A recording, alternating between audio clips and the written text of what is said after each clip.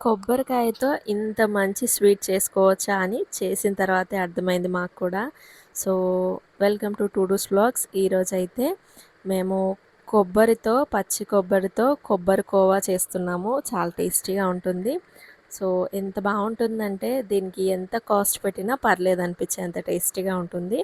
First అయితే కొబ్బరిని పలగొట్టేసి దాంట్లో ఉన్న వాటర్ తీసేసి దానిపైన ఉన్న నల్ల తొక్క అంతా తీసేసి మిక్సర్ జార్లో వేసి మిక్సీ వేసుకోవాలి పాలు వేసేసి. తర్వాత ప్యాన్లో మనం మిక్సీ వేసుకున్నది మొత్తం వేసేసి కొద్దిగా పాలు యాడ్ చేసుకొని ఇంకా ఇదంతా దగ్గరకు వచ్చేంత వరకు దగ్గరుండి మిక్స్ చేసుకోవాలి షుగర్ వేసేసి. సో ఇందులో పెద్ద ప్రాసెస్ ఏమీ లేదు, జస్ట్ అది ఉడకడమే ప్రాసెస్ ఇంకా. సో చాలా టేస్టీగా ఉంటుంది.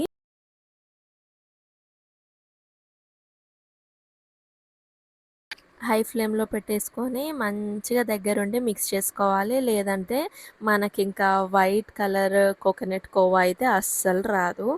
సో దగ్గరుండి మిక్స్ చేసుకుంటే పాలంతా తగ్గిపోయి చాలా బాగా వస్తుందన్నమాట. ఫస్ట్ ప్లేట్‌కో అయితే ఇంకా కొద్దిగా గీ అప్లై చేసేసుకోవాలి.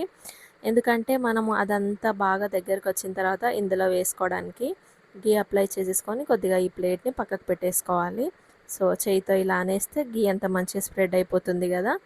సో ఇదంతా ఇలా స్ప్రెడ్ చేసేసుకోవాలి. అండ్ ఈలోపు అయితే మన కోకోనట్ కోవా అయితే ఈ విధంగా అయితే రెడీ అయిపోతుంది. సో ఇందులోకి కొద్దిగా ఇలాచీ పౌడర్ కూడా వేసుకోండి. సో ఇక్కడైతే చూడండి ఆల్మోస్ట్ కొద్దిగా తగ్గిపోయింది. అండ్ ఒక హై ఫ్లేమ్లో పెట్టాలి, అసలు లో ఫ్లేమ్లో పెట్టకూడదు.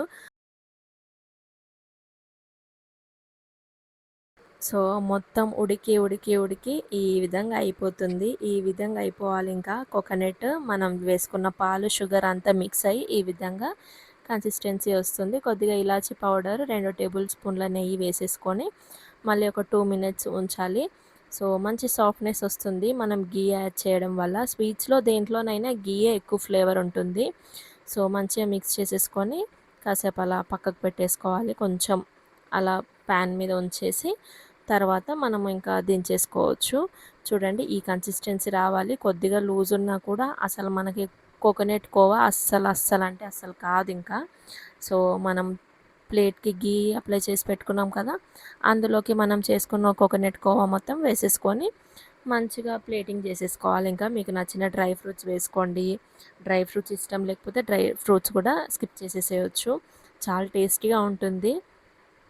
కోకోనట్ కూడా హెల్త్‌కి మంచిదే. మీకు కావాలంటే షుగర్ ప్లేస్‌లో బెల్లం కూడా వేసేసుకోవచ్చు.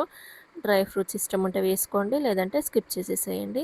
సో ఫైనల్‌గా అయితే కోకోనట్ కోవా అయితే ఈ విధంగా అయితే రెడీ అయిపోయింది. సో మనం దీన్ని ఒక గంట అయితే పక్కకు పెట్టాలి, గట్టి పడుతుంది మంచిగా. స్వీట్ షాప్‌లో కూడా ఇంత మంచిగా చేయరేమో.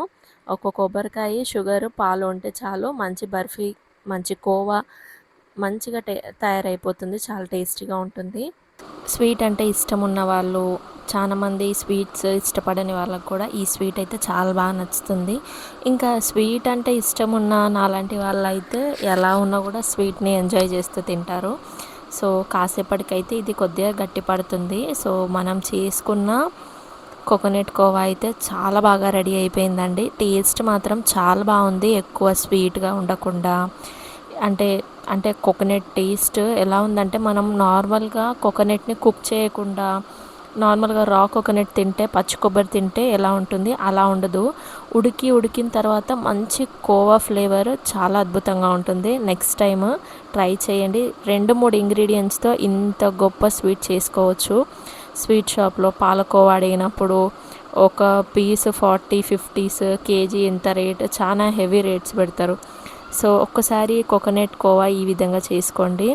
పిల్లల నుంచి పెద్దవాళ్ళ వరకు చాలా ఇష్టంగా తింటారు. ఎంత బాగా వచ్చిందంటే ఇది 1 వీక్ వరకు పాడవకుండా ఉంటుంది. ఈ వీడియో నచ్చితే లైక్ చేయండి, సబ్స్క్రైబ్ చేసుకోండి. నెక్స్ట్ వీడియోలో మళ్ళీ కలుద్దాం. Bye bye.